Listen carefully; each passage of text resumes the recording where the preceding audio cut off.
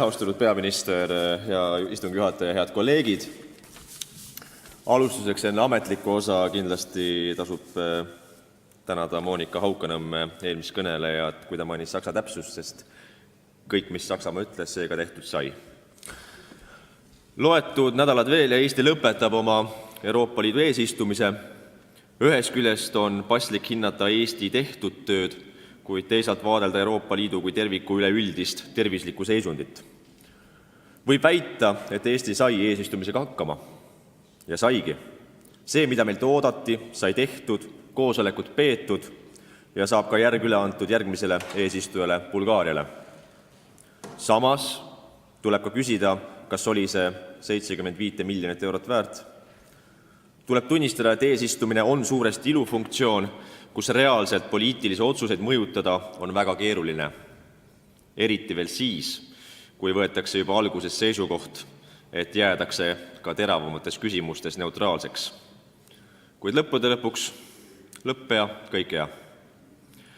Kui aga rääkida sellest, mis on muutunud Euroopa Liidus meie eesistumise ajal, siis peab nentima, et põhilised probleemid pole lahendust leidnud. Migratsioonivood on küll väiksemad kui 2015. aastal, kuid võrreldavad jätkuvad 2014. aasta voogudega. 2 nädala taguse seisuga oli Euroopasse käesoleval aastal tulnud üle 160 000 migrandi.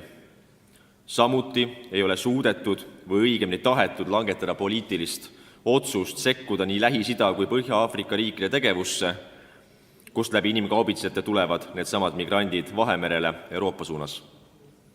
Olukord, kus probleemile otsitakse lahendust läbi varjupaigasüsteemi tsentraliseerimise, ei ole jätkusuutlik ja suurendab veelgi enam pingeid liikmesriikide vahel. Osade liikmesriikide vastupandamatu soov veeretada vastutust teistele riikidele oma suutmatuse eest tagada toimiv piirikaitse õõnestab vaid usaldust Euroopa Liidus ja suurendab vajadust uute poliitiliste jõudude järele. Eesti kui eesistuja tegi nädal tagasi mitteametliku kompromissettepaneku leidmaks lahendust migratsioonipoliitika sõlmkohtadele. Olen nõus, et seal oli mitmeid häid ja mõistlikke punkte. Näiteks see, et üks aspekt väga palju räägitud solidaarsusest on ka abi läbi meie tehnika, abimeeskondade ja majandusliku toetuse riikidele, kes on sattunud probleemi ette. Samas on neid ettepanekuid väga vähe arvestatud ja seda pole peetud solidaarsuseks.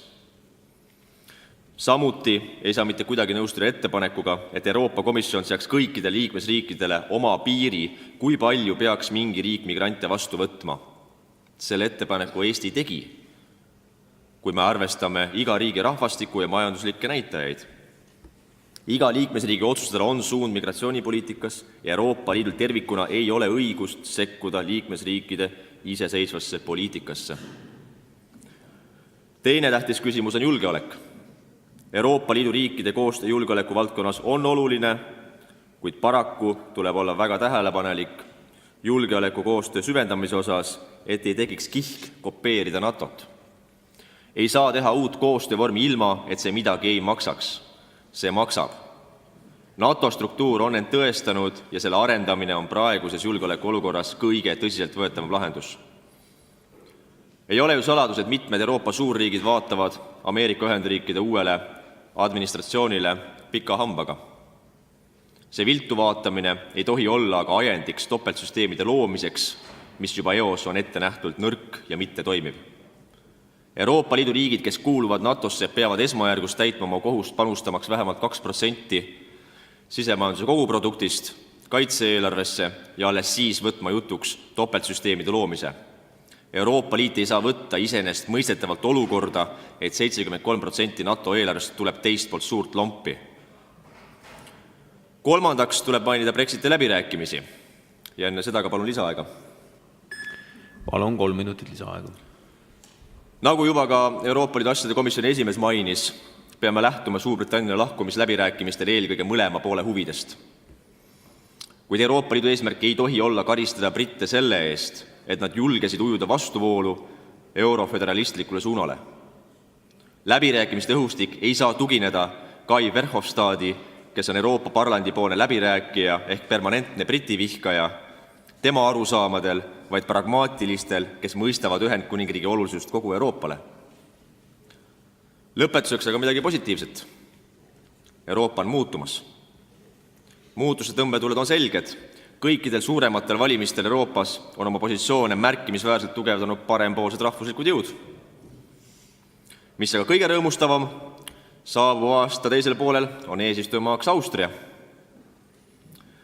Austria, kus olid valimised 15. oktoobril ehk samal päeval kui meilgi kohalikud valimised, ja Austria valija otsustas, et absoluutse enamuse 2 erakonna peale kokku saavad tugevalt rahvuslikud konservatiivsed jõud ehk Austria Rahvapartei ja Vabaduspartei.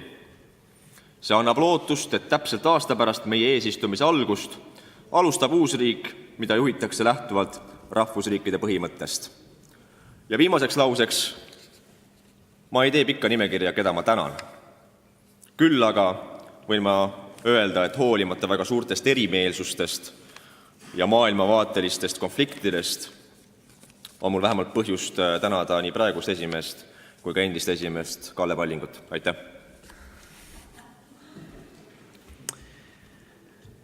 Ja sõna on palunud ka, aga enne veel, kui ma